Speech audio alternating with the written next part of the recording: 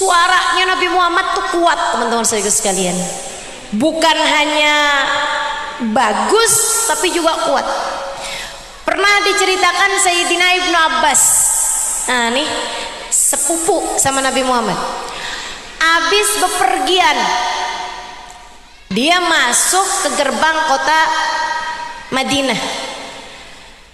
Begitu dia masuk gerbang kota Madinah, awal masuk kota Madinah tuh, dia dengar suara Nabi Muhammad ngomong gini, ya dakhilat dar ijlis, yang baru masuk duduk.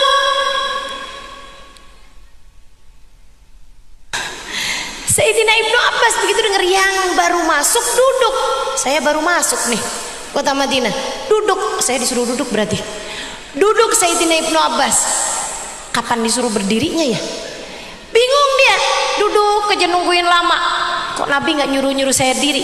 Setengah jam, 1 jam, panas sampai keringetan Sayyidina Ibnu Abbas. Aduh, kapan sini disuruh berdirinya nih Nabi, mau berdiri aja takut durhaka gitu, jadi duduk aja di situ sampai ada orang lewat. Ibnu Abbas, ngapain Ibnu Abbas kamu di situ? Duduk. Ya tapi kenapa kamu duduk Ibnu Abbas? Disuruh Nabi. Kapan? Dia bilang, kapan Nabi Muhammad menyuruhmu untuk duduk? Tadi barusan sejam yang lalu atau 2 jam yang lalu gitu. Nabi Muhammad bilang, ya dakhil dari ijlis fajalas tuh. Dia bilang, saya dengar Nabi Muhammad bilang yang baru masuk duduk. Saya pun duduk dah dari waktu itu sampai sekarang. Dia bilang, Ibnu Abbas, Nabi Muhammad tuh tadi di masjid. Waktu Nabi Muhammad masih awal khutbah, ada orang masuk masjid, dia diri aja, nggak langsung duduk kayak lagi nyari temennya gitu. Gini, Nabi Muhammad bilang, ya dakhil dar ijlis, yang baru masuk silakan duduk. Maksudnya buat dia Ibnu Abbas, bukan buat kamu. Sekarang khutbahnya udah selesai, semua orang udah pada balik. Oh gitu. Itu Sayyidina Ibnu Abbas berkilo-kilometer jauhnya dari masjid, teman-teman. Suaranya Nabi Muhammad kedengeran. Masya Allah, kuat suara Nabi Muhammad sallallahu alaihi wa ala alihi wa sahbihi wasallam. Kuat di dunia dan akan menjadi suara paling kuat di akhirat nanti. Suara Nabi Muhammad akan jadi suara paling kuat di akhirat nanti, seperti ceritanya Nabi besar Muhammad sallallahu alaihi wa ala alihi wa sahbihi wasallam. Kata Nabi Muhammad alaihi salatu wassalam, nanti di hari akhirat di padang mahsyar semua terdiam seperti yang Allah firmankan, a'udzubillahi minasyaitonirrajim, yauma la yatakallamu illa man adzina lahu rahman wa qala shawaba. Yauma la yatakallam, nanti di padang mahsyar semua orang takut kepada Allah, nggak ada yang berbicara kecuali yang diizinkan sama Allah. Siapa? Para nabi, para wali. Dia satu-satunya orang yang diizinkan untuk mereka para nabi, para wali adalah kelompok orang yang diizinkan sama Allah buat tetap boleh berbicara di saat berada di padang mahsyar. Apa yang mereka omongin di padang mahsyar nih? Mereka mau ngomong apa gitu? Dalam ayat lain Allah cerita, la yatakallamuna illa hamsa. Hari itu mereka tidak berbicara, para nabi, para wali nggak berbicara illa hamsa, kecuali suara hams. Apa suara hams? Yang kedengeran cuman di padang mahsyar nanti.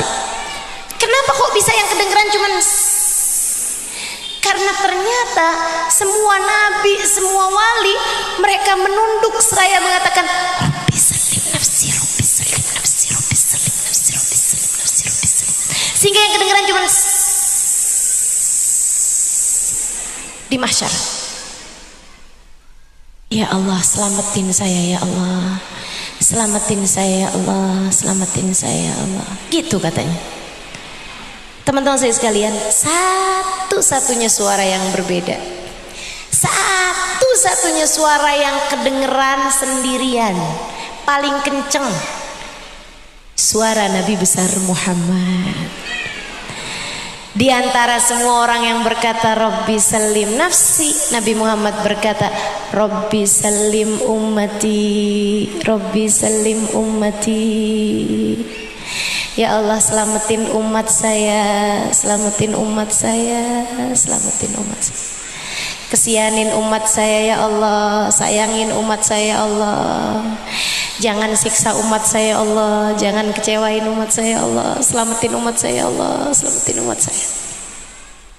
Siapa umatnya? Aku, kamu, anak-anakmu, orang tuamu, saudara-saudarimu. Nabi dengan suaranya dan merupakan suara paling tercinta di sisi Allah hanya akan dipakai suaranya untuk membela kita umatnya dimanapun saja beliau berada. Lam ya'ti basyarun ala mithli khalqih fi mahasini nadarihi wa sam'ihi wa nutqih. Demikian pula dengan tak ada mata lebih indah daripada matanya Nabi Muhammad. Ia selalu dapat melihat kebaikan dalam setiap orang. Teman-teman saudariku sekalian, kamu punya mata 2. Ada yang punya 3 di sini? Nggak ada. Kamu punya mata 2, pakai yang satu buat lihat kebaikan orang, pakai yang satu buat lihat kejelekan diri sendiri. Jangan dibalik-balik. Lihat kebaikan orang, lihat keburukan diri sendiri. Jangan punya mata dipakainya buat lihat kejelekan orang mulu. Siang ini kok datang ya majelis maulid, ngapain tuh? Ih, padahal kayak begitu loh orangnya, baru habis cerai sama lakinya. Ya gimana modelnya nggak dicerai, cewek kayak begitu modelnya. Ya nauzubillah min dzalik, nauzubillah. Astaghfirullahaladzim. Ngelihat yang itu lagi, ih ngapain sih ibu itu datang? Padahal kan ibu itu nggak kerja tapi duitnya banyak. Dari mana coba kalau bukan dari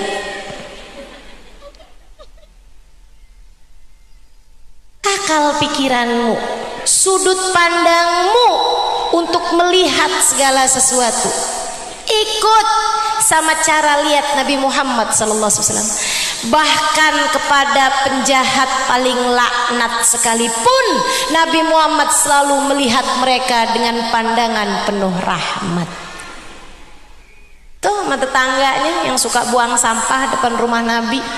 Coba ibu bayangin, coba ibu bayangin kalau ibu yang jadi Nabi tuh kayak begitu, tukang buang sampah sengaja, bukan sampah kering bu, bukan sampah kertas bu, sampah habis masak daging kotor-kotornya, sampah habis makan ikan, istilah katanya nih, yang kotor-kotornya tuh dibuangin depan rumah Nabi Muhammad alaihi wasallam.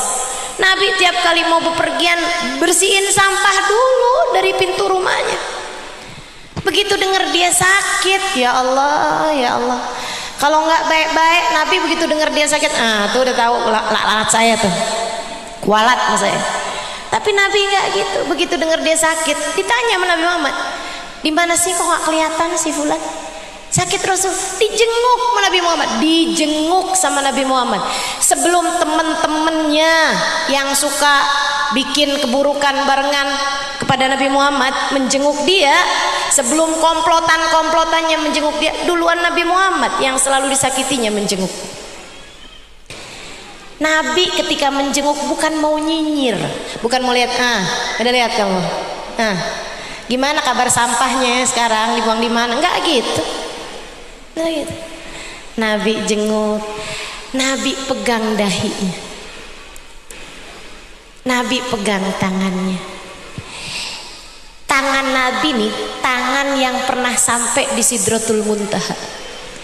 Teman-teman saudara sekalian, yang andai saya bisa jual apapun yang saya punya biar bisa ketemu tangan Nabi Muhammad buat saya cium, saya akan mau jual apapun yang saya punya buat bisa cium tangan Nabi Muhammad, buat bisa pegang tangan Nabi Muhammad. tangan manusia paling agung di atas muka bumi ini, teman-teman saudara sekalian. Pegang tangannya orang yang biasa dipakai tangannya buat narok sampah depan rumah Nabi Muhammad. Coba nilai dua tangan ini betapa sangat jauhnya. Akan tetapi beliau tawadhu, merendahkan dirinya sampai serendah-rendahnya. Beliau pegang dengan tangan mulianya, tangan laki-laki ini pegang Nabi Muhammad. Nabi dengan pandangan kenabiannya tahu umurnya nggak bakalan lama lagi. Sama Nabi dibilangin, hala taslim taslam. Nah, masuk Islam yuk biar selamat. Dia udah terharu duluan sama Nabi Muhammad. Dia lihat bapaknya ngangguk. Terus dia bilang, asyhadu an la ilaha illallah wa asyhadu annaka Muhammad Rasulullah. Gak lama meninggal dunia. Masya Allah. Tuh baginda kita Nabi besar Muhammad SAW. Kepada penjahat paling laknat sekalipun beliau selalu dapat melihat dengan pandangan penuh rahmat. Ama yang nyuri sendalnya Nabi, Bu, Nabi tuh punya sendal cuman dia doang atuh. Cuman sepasang itu aja. Nabi kalau datang yang baru, sendal yang lama dikasih sama Nabi ke orang lain. Segitunya sendal satu-satunya yang dipunyai nama Nabi hilang dicuri orang. Begitu Nabi Muhammad tahu sendalnya hilang dicuri orang, apa yang dilakukan sama Nabi? Memandang dengan pandangan penuh kasih sayang. Nabi angkat tangannya, melihat segala permasalahan dengan pandangan penuh cinta. Apa kata Nabi Muhammad? Ya Allah, kalau yang ngambil sendal saya orang miskin, berkahilah sendal tersebut pada kakinya, bikin awet sendal biar enak dipakainya sama dia. Cakep bener Nabi Muhammad. Kita belajar teman-teman sekalian. Kalau emang susah mau belajar kayak punya akhlaknya Nabi Muhammad kayak gini, kita minta sama Allah. Ya Allah kasih dong akhlak Nabi sama kita ya Allah. Kok susah bener nih jagain hati. Suami ngomel, bawaan kepengen ngomel lebih panjang daripada dia. Ya Allah susah bener nih jagain lisan, jagain cara pandang. Ya Allah tolong kasih akhlak Nabi Muhammad buat kami. Kasih cara pandang Nabi Muhammad dalam cara pandang kami. Kasih cara dengar Nabi Muhammad kepada cara dengar kami. Kasih cara Nabi mensikapi segala sesuatu sehingga ia dapat menjadi sikap kami menghadapi sesuatu. Minta, jangan minta makan mulu, jangan cuma minta duit mulu, jangan cuma minta rumah mulu, jangan cuma kepengenannya punya mobil mulu. Teman-teman saudariku sekalian saya muliakan, atau adik-adik nih, jangan cuma minta jodoh mulu deh. Dikirain kawin itu enak apa?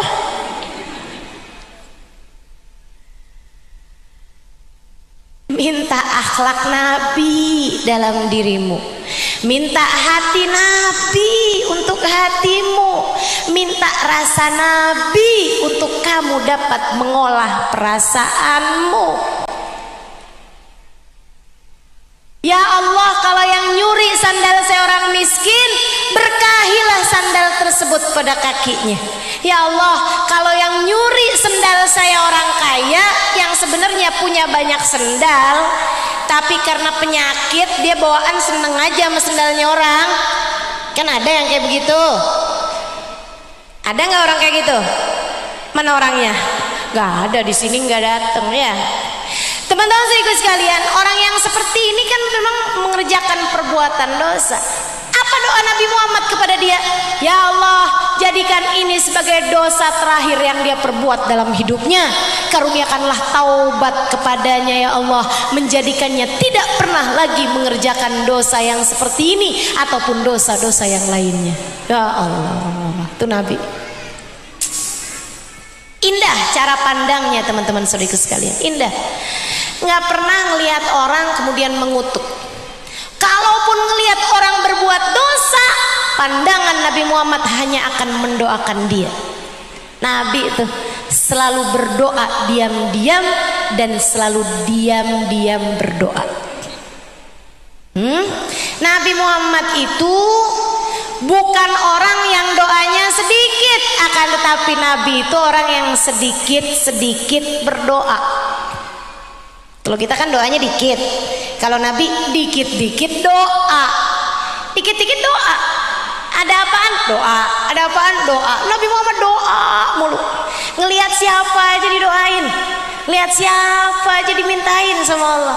Ya Allah kasih hidayahmu kepadanya. Ya Allah bahagiakan hatinya. Ya Allah berkahi kehidupannya. Ya Allah senengin hidupnya. Ya Allah ampuni dosanya. Ya Allah tutupi aibnya. Ya Allah, ya Allah, terus begitu tuh Nabi Muhammad alaihi salatu wassalam.